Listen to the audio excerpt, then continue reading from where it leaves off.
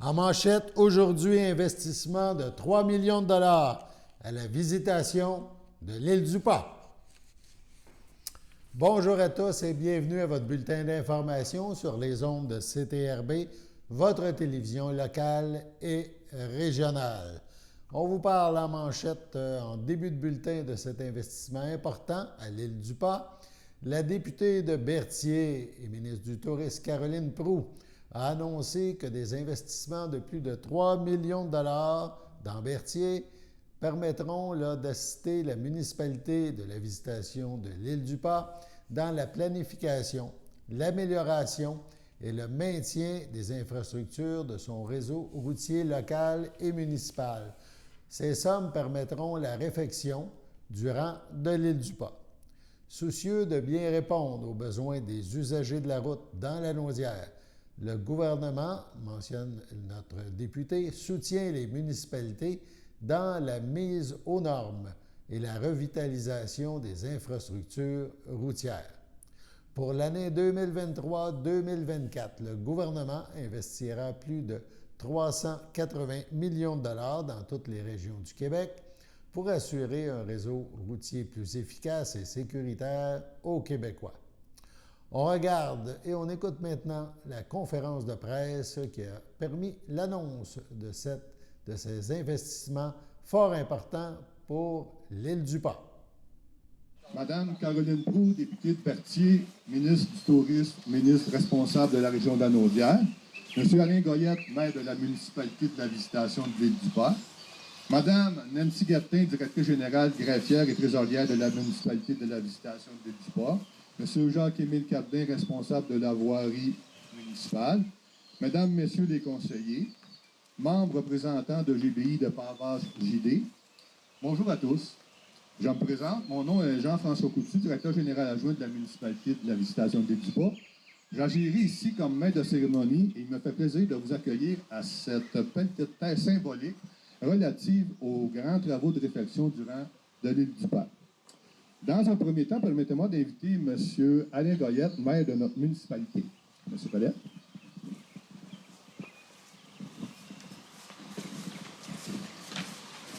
Merci beaucoup. Merci de vous être déplacé en grand nombre.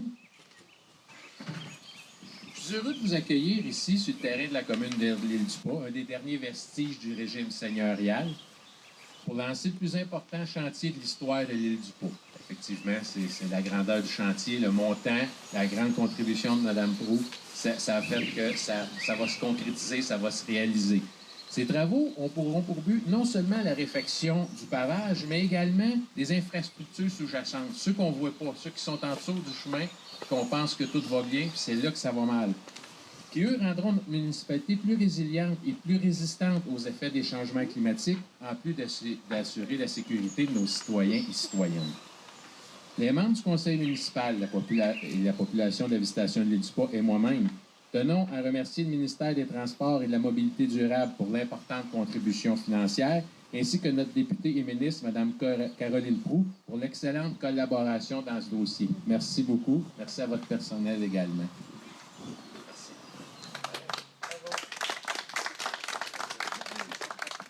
Merci, M. Goyette. Maintenant, j'inviterai à l'avant Mme Caroline Proulx, notre ministre, à vous adresser quelques mots. Merci beaucoup. Cher Alain, toujours un plaisir de vous voir, membre du conseil, équipe de circonscription. J'ai un cheveu horrible, Carole, aujourd'hui. C'est Bernard Drainville qui va être content. L'amélioration, évidemment, du réseau routier, ça demande beaucoup d'efforts d'une municipalité, ça demande beaucoup d'efforts de tous les membres de la communauté pour arriver aux résultats qu'on a aujourd'hui. En début d'année, on a décidé d'ajouter pas moins de 50 millions de dollars au programme de la voirie locale, justement pour aider toutes nos municipalités. On parle de 380 millions de dollars là, pour la voirie locale pour les années 2023-2024.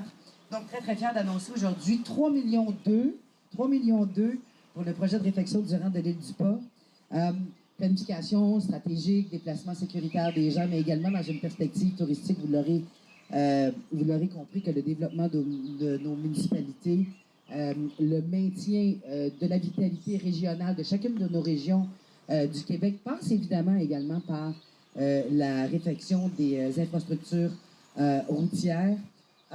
Puis je veux prendre, je l'ai fait avec vous là, de façon privée, mais on va le faire de façon publique.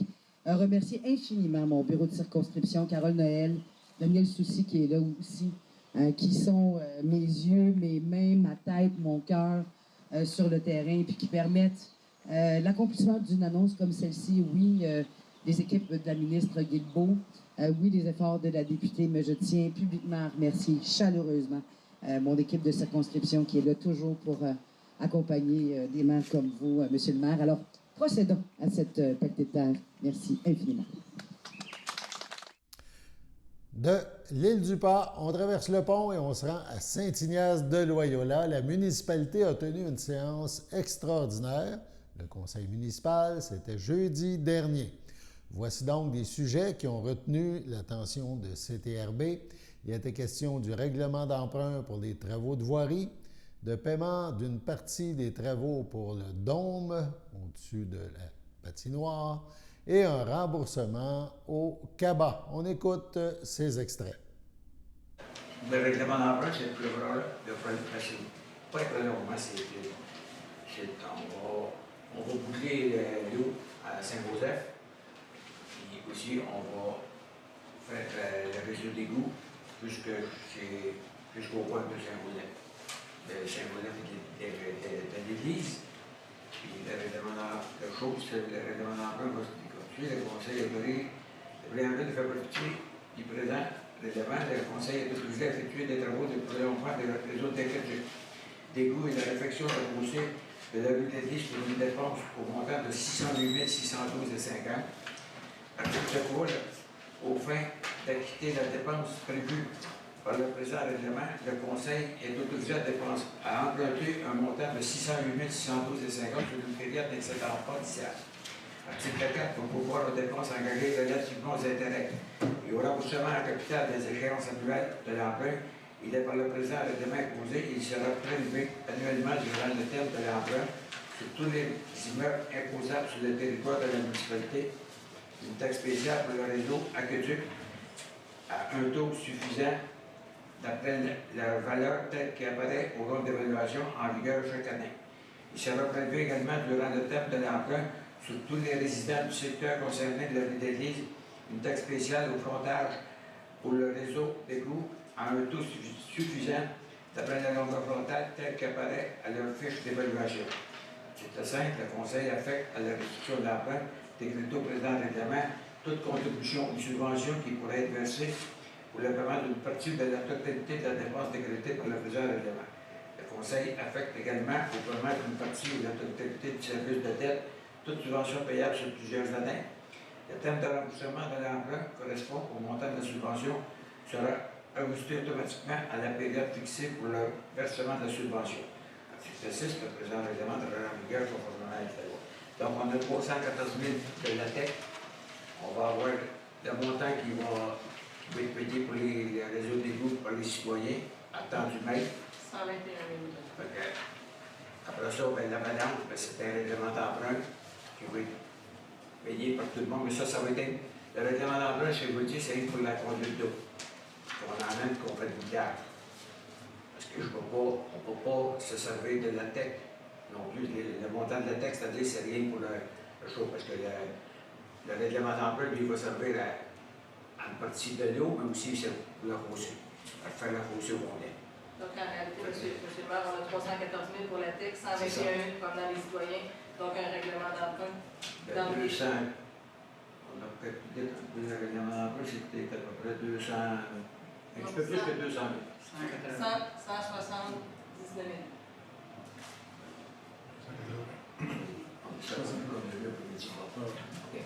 C'est le règlement d'emprunt, c'est le judiciaire. Il y avait prévu sur le jour. Ça prendrait un peu beaucoup d'heure. M. Pierre-Luc Guertin, avec les natos, à ma gauche. D'accord. Avec les émotions, aussi. Ah oui, c'est vrai, ça serait la motion. Motion avant. M. Guertin, vous avez la motion. Parfait. M. Guertin propose, Mme Nato, pour l'adoption du projet de règlement. M. Pierre-Luc Guertin, Mme Nato, à ma gauche. D'accord. À ma droite. D'accord. Parfait.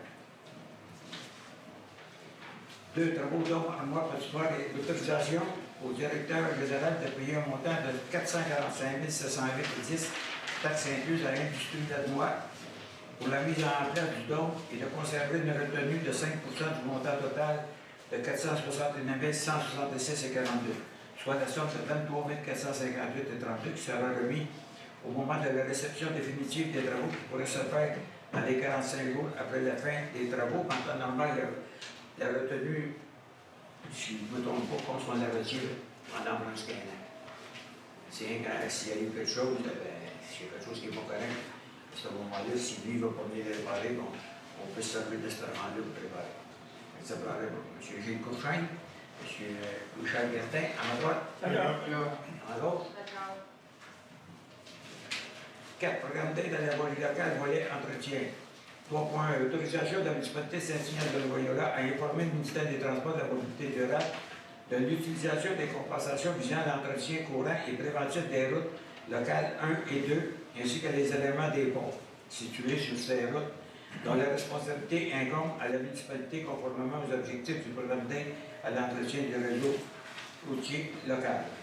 Ça, c'est une affaire qu'on demande à tous les ans. C'est surtout, si je ne me trompe pas, ce volet-là, c'est pour... il y a un volet pour les routes 1 et 2 qui on a pu... Ben, il nous en reste une partie, mais je pense que la partie qu'on a est quand même potable. Je dirais même qu'elle est encore très bonne. Il y a pas ça pour la 158. La 158, si on fait des travaux de plus de 10 000 et plus, on est obligé de les aviser. Si on ne les avise pas, ben, là, ils n'aiment pas ça. Fait que ça me prend un peu pour là. Madame Evelyne Nadeau, M. Daniel Valois, en droite. À gauche. D'accord. 4. Remboursement location de salles sous-sol d'église d'Acabo. C'est l'autorisation au directeur général de faire le remboursement du dépôt d'un montant total de 175 $ au Cabo pour la location de la salle au sous-sol de l'église. Bien, ils ont pris le haut. L'Acabo, c'est, vous savez, c'est quoi l'Acabo? Je pense qu'il y a beaucoup de monde. Puis là, ils ont voulu fêter les bénévoles. Ils ont fait un souper, une soirée, tout. Ici, ils l'ont fait en haut, dans l'Ef. Puis là, ils ont donné un montant de 150 pièces comme dépôt. Là, tout le conseil, on a discuté, vu que c'était pour des bénévoles, puis que la Cabo assez beaucoup, puis il y a beaucoup de monde de Saint-Denis aussi qui y va. Donc on a décidé qu'on leur donnait, on faisait un don pour la salle. Donc on va leur remettre leur dépôt, puis on fait de 175 pièces. Voilà donc pour les nouvelles municipales. Une fois de plus, l'équipe du musée Gilles Villeneuve était présente lors du Grand Prix de Formule 1 du Canada. Ça s'est passé le week-end dernier. Des milliers d'amateurs de course ont défilé devant le kiosque du musée. Chaque Grand Prix du Canada, le musée Gilles Villeneuve, en plus de lever des fonds, invite les fans de course à faire un arrêt à Berthierville. Lors de ce Grand Prix, aussi, il y a eu un beau clin d'œil à Gilles Villeneuve. Le pilote Charles Leclerc de l'équipe Ferrari a porté un casque en hommage au pilote de Berthierville. Depuis le début de la présente année, le musée Gilles Villeneuve a déjà accueilli des visiteurs en provenance de plus de 25 pays. Lentement mais sûrement, suite à la pandémie, le retour des touristes étrangers s'effectue. Juste dans les derniers jours, le musée Berthollet a accueilli des visiteurs en provenance de différentes provinces du Canada, mais aussi d'Italie, des États-Unis et même d'Australie.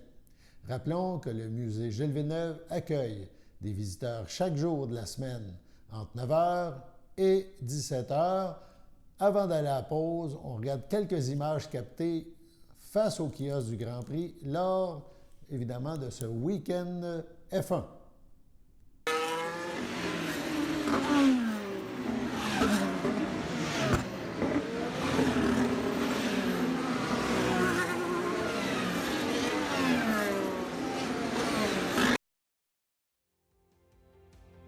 Mon nom est Annick Sténault, je suis intervenante père aidante à l'Envol depuis bientôt 9 ans. J'anime des ateliers de groupe, j'anime des ateliers rétablissement, j'anime les activités aussi. On offre des activités de conditionnement physique, de marche, du bingo, des jeux de société, des cafés-causeries, des ateliers rétablissement, des formations avec des conférenciers. Les activités sont choisies par et pour les membres. Il y a une réunion qui se fait à chaque mois. Les membres s'assoient entre eux puis ils décident quel type d'activité est-ce qu'ils veulent avoir à l'horaire. Le calendrier est fait aux 2 mois, il est flexible, donc une nouvelle personne qui se joint à la ressource peut contribuer à mettre une des activités qu'il aimerait faire. Contactez-nous pour plus d'informations. Chers téléspectateurs, vous êtes cordialement invités le samedi matin dès 9h30 à notre bingo télédiffusé de nos studios de Berthierville. Depuis plusieurs années, nos adeptes de la télévision régionale se sont divisés un montant de 600 $, disponible chaque semaine lors de notre joute de bingo à CTRB. Un amical animateur et ses joyeux compères, dont un technicien et 2 bénévoles, partagent tour à tour cette émission dans le but de vous agrémenter durant 60 minutes. Un moment de plaisir qui pourrait s'avérer payant pour vous. Vous pouvez donc vous procurer les cartes de jeu chez les dépositaires participants et j'ai nommé à Berthierville, le dépanneur Formule 1 et le garage Pétroté, sur la rue Gilles Villeneuve, le marché IGA Extra sur la rue Gabrielle Brissette, le marché Métro sur la rue Notre-Dame et la pharmacie Proxime sur la rue Frontenac.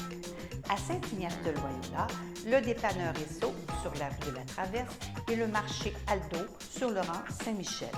C'est donc un rendez-vous hebdomadaire chaque samedi matin dès 9h30 sur les ondes de CTRB, votre télévision régionale et communautaire, maintenant en haute définition. On vous attend donc en grand nombre et toute l'équipe vous souhaite bonne chance.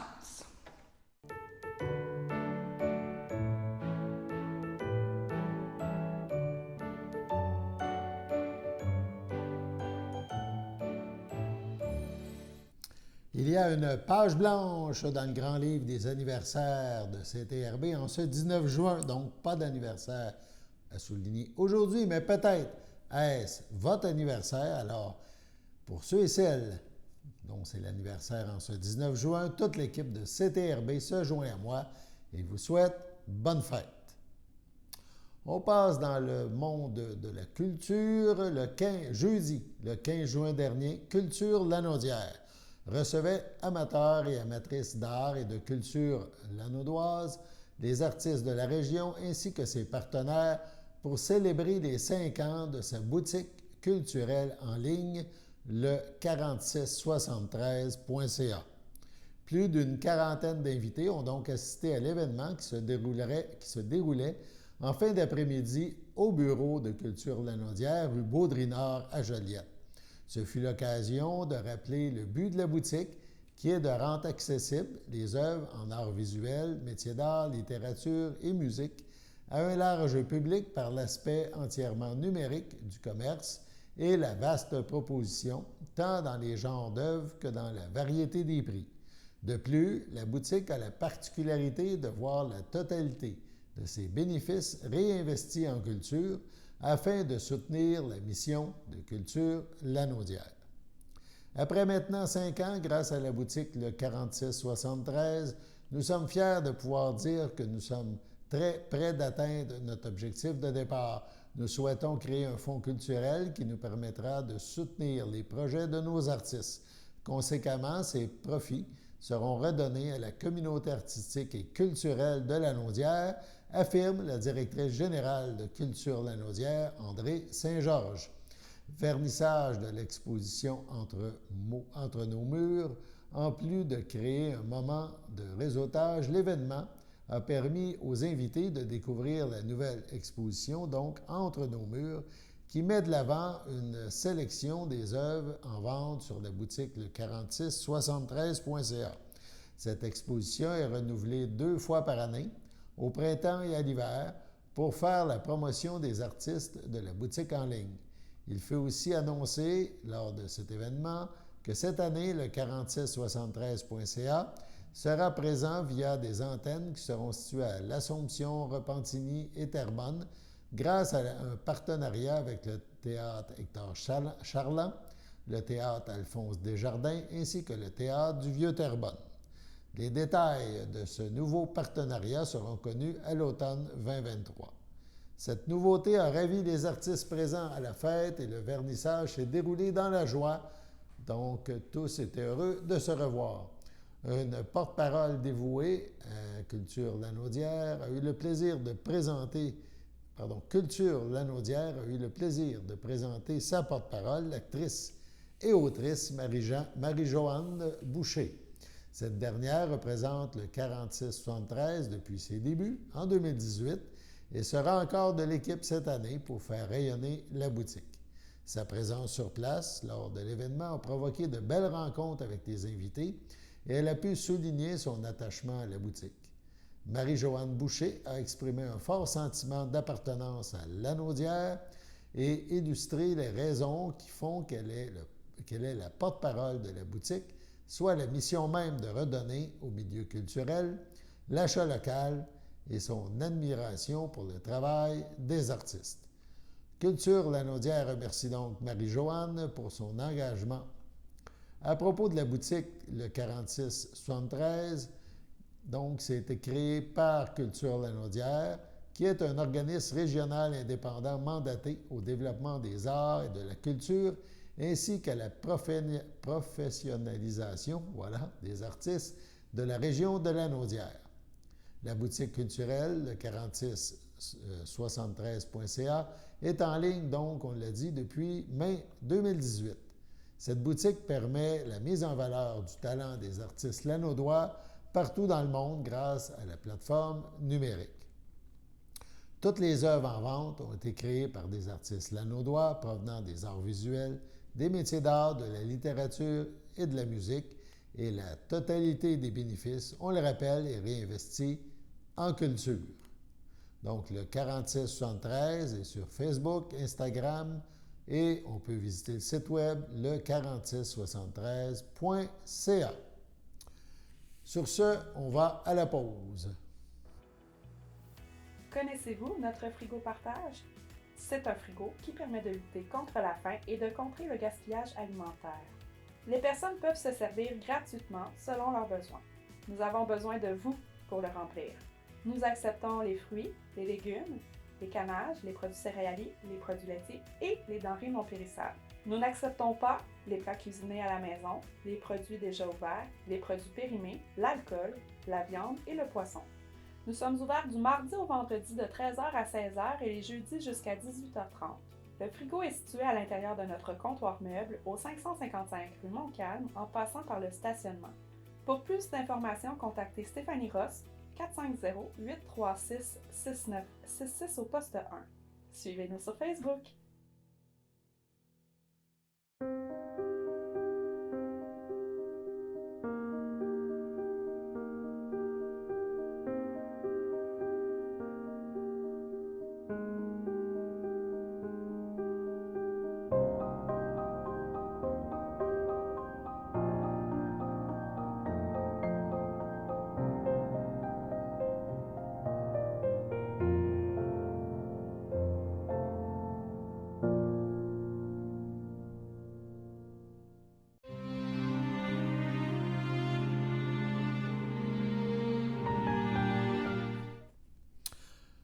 Au CHDL de Saint-Charles-Borromée le 2 juin dernier.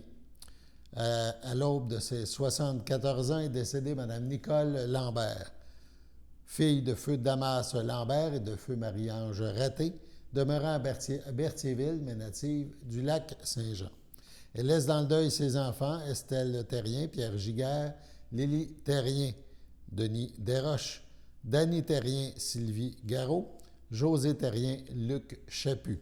Ses petits-enfants, Roxane Vézina-Terrien, Daphné Vézina-Terrien, Tony Terrien, Alexandre l'Italien, Vanessa l'Italien, Kevin Terrien, Jade Desroches, Lydia Desroches, ainsi que leurs conjoints-conjointes, ses arrière-petits-enfants, Mathéo, Noah, Abigail et Cara, sa sœur, son frère et son beau-frère, Mimi Lambert, Gaston Vallée, Jean-Guy Lambert, ainsi que plusieurs neveux, nièces, autres parents et amis.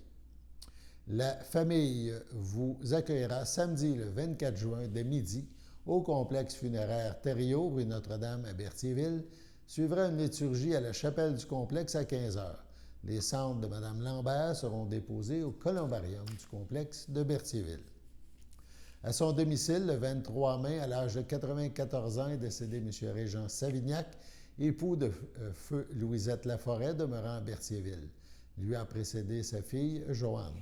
Il laisse dans le deuil son fils, Pierre Savignac, Lise Bérubé, ses petits-enfants, Olivier, Émilie Audet, Mathis Savignac, Justine Marion, Alexandre Désy, ses arrière-petits-enfants, Loïc, Félix, Florence et Éléonore, ses sœurs, son frère, ses beaux-frères et belles-sœurs, Céline Savignac, feu Marcel Corriveau, Gabriel Savignac, prêtre, Marie Savignac, feu Philippe Paquin, Édith Savignac, Pierrette Laforêt, feu Gilles Moreau, Monique Laforêt, feu Jean-Baptiste Arnois, ainsi que plusieurs neveux, nièces, autres parents et amis.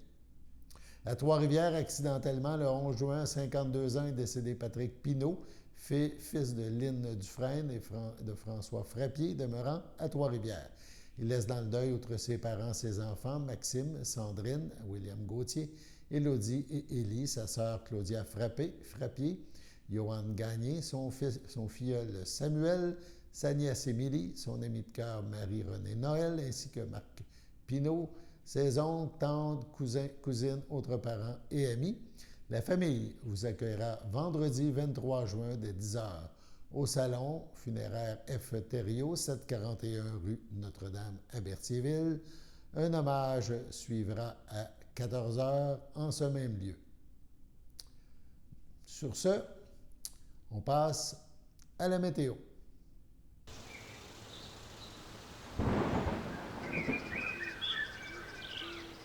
Bienvenue à votre météo de cette semaine. Aujourd'hui, lundi après-midi, ce sera un ciel variable, une température de 20, un temps ressenti de 21.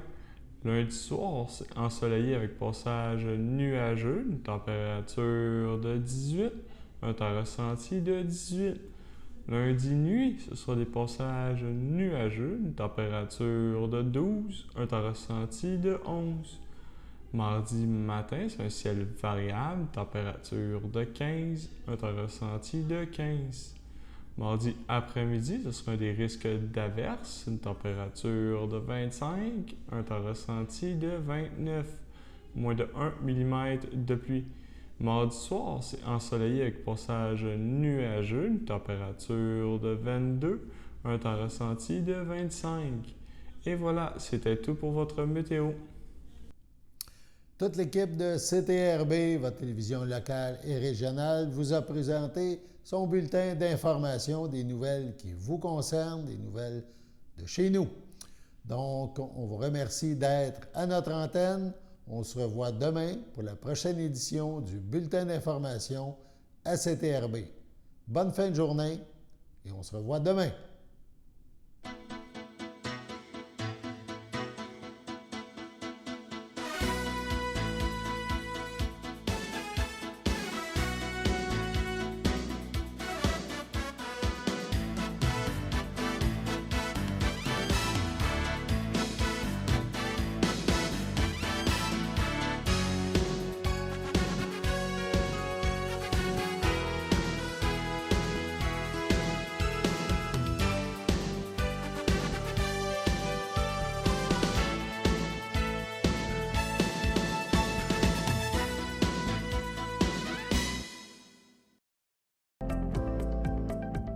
Les télévisions communautaires autonomes du Québec, ce sont les télévisions les plus importantes parce qu'elles sont proches de la communauté.